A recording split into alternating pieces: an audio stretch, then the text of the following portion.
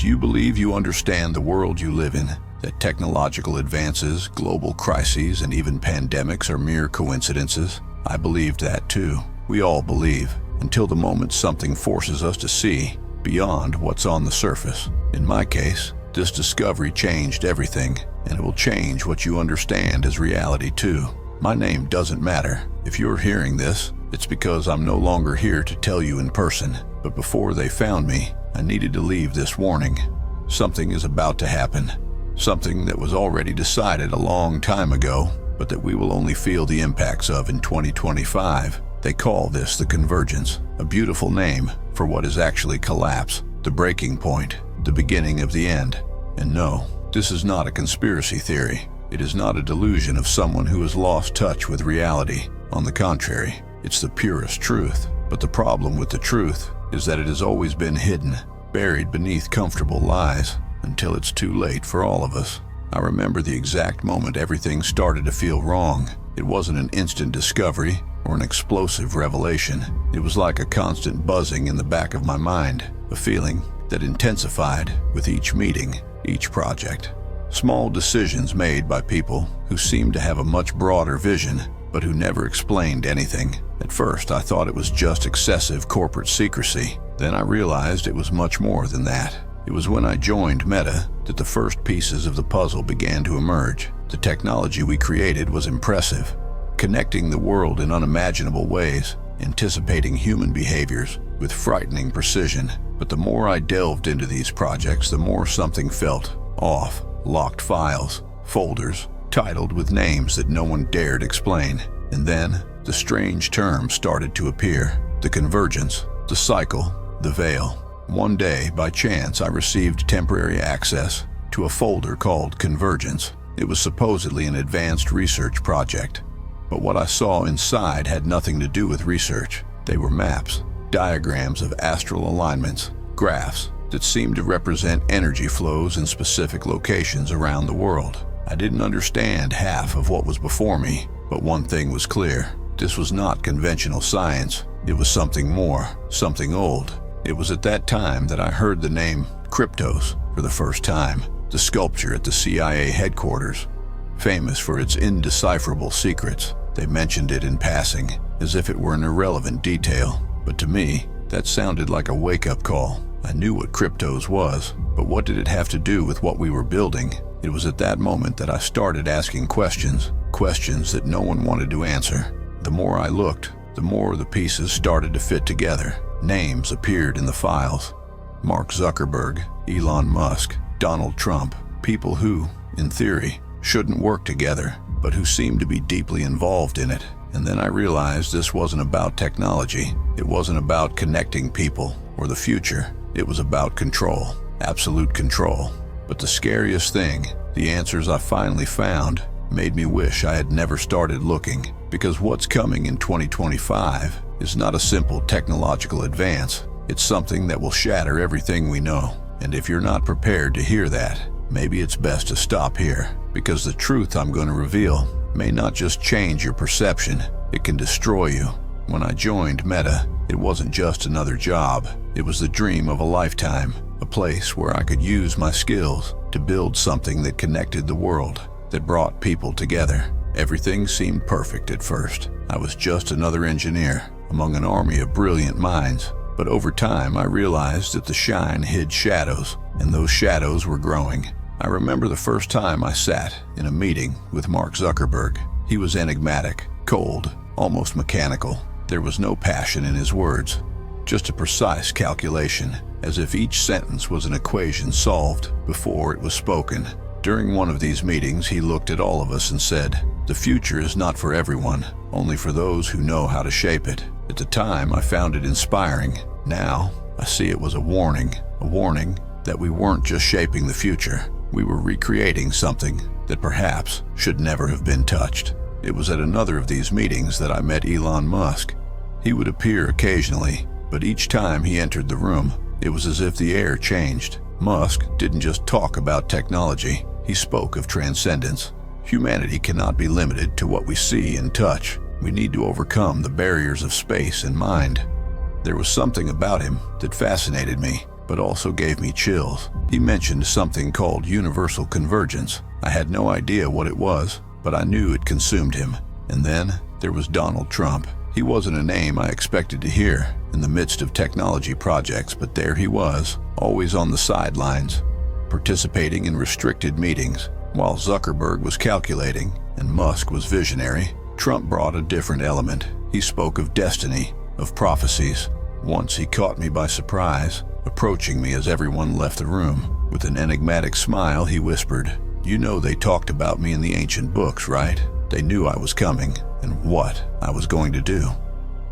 At first, I didn't understand what he meant. I thought it was just another eccentricity, but those words stuck with me. And the more I delved into the projects, the more I realized there was something bigger at stake.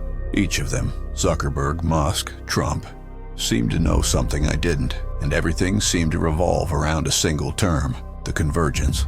I tried to ignore it. I tried to focus on my work, on the codes I wrote, on the endless lines that were supposed to just feed systems. But I started to notice a pattern, command lines that didn't make sense, that seemed to be there for something beyond what I understood. I questioned a colleague once. He just looked away and said, "Some things are not for us to understand."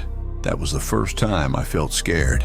Fear that without knowing it, I was contributing to something terrible. Afraid that I was already too involved to leave. It all started with a failure, an error in the system. It was late at night, and I was reviewing code, trying to solve a trivial problem, when I noticed something that shouldn't be there. It was an incredibly complex sequence of commands, hidden within seemingly harmless code. The file name was Cryptos42, and no matter how hard I tried to access it, it was protected by layers of encryption I had never seen before. My curiosity was instantaneous. I spent hours trying to decipher that. It was like a puzzle within a puzzle. When I finally managed to open the file, what I saw left me speechless. It wasn't a simple command or line of code. They were diagrams, maps of constellations, planetary alignments, and something that looked like a three-dimensional projection of a place I didn't recognize. There was also a date, March 15th, 2025. I didn't know what that meant, but I knew it wasn't common. I decided to investigate further, but each step I took seemed to open another door to a greater abyss. I started connecting the dots. Cryptos42. It was part of a larger folder called Convergence. Inside it, there were more files, all protected, all with strange names like the Watchers, the Veil, and the Rift. The more I read, the more I felt a chill down my spine. Whatever this was, it wasn't just technology. That's when I found the reports. They described specific locations around the world: a bunker in Antarctica, a cave in Ethiopia, an underwater temple in the Bermuda Triangle. These places were referred to as convergence points. Each of them seemed to be related to recent global events, pandemics, economic crises, blackouts. Everything was interconnected, and all roads led to 2025. The files also mentioned entities called the Watchers. The text was fragmentary, but it hinted that they were ancient, something beyond human understanding. References to rituals, to something called the Opening. Each word seemed to carry a weight greater than I could bear. Who were these Watchers? What was this opening? And why was all this hidden inside a technology company? The most disturbing part came when I found a video. It appeared to have been secretly recorded, showing a meeting between Zuckerberg, Musk, and Trump. They were in a place I didn't recognize, surrounded by masked figures. In the center, there was a device that emitted a pulsating light. I heard Trump say, "We're close. When the veil falls, dominion will be ours." The recording ended abruptly, but the image of that device was burned into my mind. I knew that wasn't something that should exist, and I knew that somehow I was involved in this. Whatever it was, the convergence, she was getting closer, and I didn't know if I would be able to stop her. What happened the next night was something I will never forget. The discovery of the files had already made it clear that I was treading dangerous territory, but nothing could prepare me for what I was about to witness. I received an anonymous invitation to my corporate email. The subject simply said, "You need to see it with your own eyes." It was a place, a time, and nothing else. Against my better judgment, I decided to go. The address took me to an apparently abandoned building in an isolated area of the city. Inside, the air was thick, almost unbreathable. The corridors were lit only by a reddish light that seemed to pulse, as if the building itself were alive. As I approached a large room at the end of the hall, I heard murmurs, muffled voices that seemed to be reciting something in a language I didn't recognize. When I finally entered the room, I was met with something that looked like something out of a nightmare. There was a circle formed by masked figures, all wearing dark cloaks. In the center, the same device I had seen in the video, emitting a pulsating light that seemed to distort the space around it.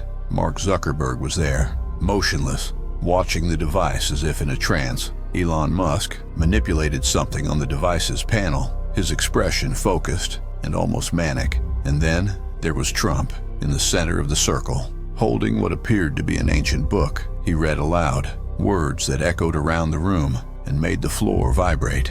It was then that everything changed. The light from the device intensified, becoming almost unbearable. I felt the air around me become thick, as if something was about to cross over to our side. And then I saw it. I don't know how to describe exactly what it was, but it was big, incomprehensible, as if it were made of shadows and glowing eyes. He was there, looking directly at us, or maybe just for me. The figures in the circle began to retreat, some screaming, others falling to the ground. But Trump remained motionless, his smile now wider than ever. "They are here," he said, in a voice that seemed to come from all sides. "The veil has been torn. I don't know how I managed to get out of that room. My memory is a blur of dark hallways and the feeling of something chasing me. But I know I escaped, and now I'm here, telling you this, because what I saw that night wasn't just a failed experiment or a meaningless ritual. It was the beginning of something we can't stop. The scariest moment of my life happened shortly after I fled that building. As I ran through the deserted streets, trying to put distance between myself and whatever I had witnessed, I realized I was not alone. The feeling of being watched was overwhelming, as if invisible eyes were following my every step. My cell phone began to vibrate insistently in my pocket. It was an unknown number. I hesitated, but answered. A distorted voice echoed over the line, almost unrecognizable. "You saw too much. They know. Don't stop running." Before I could respond, the call dropped, and my cell phone screen went completely blank. There was no signal. There was nothing. I kept running, and that's when the sky started to change. A strange light of an indefinite color appeared on the horizon, spreading like a supernatural dawn. The air became heavier, almost impossible to breathe. And then I heard it. It was a deep, guttural sound that seemed to come from all directions. It wasn't something I could describe as human or animal. It was like the world itself screaming. Suddenly my body stopped, not because I wanted to, but because something was stopping me. It was as if an invisible force had grabbed me. My legs didn't respond. My lungs burned. And then, in the distance, I saw it. Silhouettes appeared in the light, tall, misshapen, with eyes that glittered like dead stars. They didn't walk. They were just there, as if they always had been. The Watchers. I heard a voice, not in the air, but inside my mind. "You shouldn't have seen it," she repeated, each word eating away at my sanity. "The opening has begun. There is no turning back." Somehow I managed to free myself, stumbling until I fell to the ground. When I looked up, everything was gone. The lights, the silhouettes, the sound. But I knew it wasn't over. The world had changed, and nothing would be the same as before. They were here, and the convergence was just the beginning. Now, I know there's nowhere to hide, because they are everywhere, and they are waiting. My fingers are shaking as I write these words. The light on the screen flickers, wavering, as if the power could fail at any moment. My heart is racing, but I don't know if it's because of fear or urgency. I don't have much time. I survived. Against all odds, against everything that told me this was impossible. But it's not about me. It never was. Since I found out what they are doing, I realized that my life doesn't matter anymore. What matters is that you know. Let someone know. You've noticed, haven't you? Things are changing. Sudden blackouts, unexplained phenomena. That feeling in the back of your mind that something is wrong, even when everything seems normal. They want you to ignore it, to keep looking at the screens, distracted by the noise. But what's happening is bigger than me, than you, than anything we can understand. 2025 is not the future. It's the end. I feel the weight of these words as I write them. How can I explain what I saw? How can I convince you that this is not just another crazy theory, a delusion? It is not. I know it's not, because I saw it with my own eyes. I saw what they are hiding. I saw what they are preparing. There's no other way to say it. They're taking our reality apart, one piece at a time. You need to act. You need to question. You need to see beyond the screens, beyond what they want you to see. Don't trust what is easy, what is convenient. This is exactly what they expect. And if I disappear after this, and I know I almost certainly will, please continue my fight. Don't let this be lost, like so many other truths that have been buried before. I have tears streaming down my face right now, not out of fear, but out of despair. I don't know if anyone will read this. I don't know if there's still time to save anything, but I can't stop. Please listen to what I'm saying. They are here. They are among us, and the veil is falling. The lights are flashing now. I hear something in the hallway. I need to finish. They know where I am. If you've made it this far, please do what I couldn't. The truth is still on your side, for now. If you believe there's more to this world than what they want us to see, I need your help. Comment below with your thoughts. Have you noticed the signs too? Like this video, so more people can see it before it's too late. Every like is a small act of defiance against those trying to silence the truth. And don't forget to subscribe to the channel to uncover more secrets they don't want us to know. Together, we can lift the veil and fight back. The truth is in your hands. Are you ready to see beyond?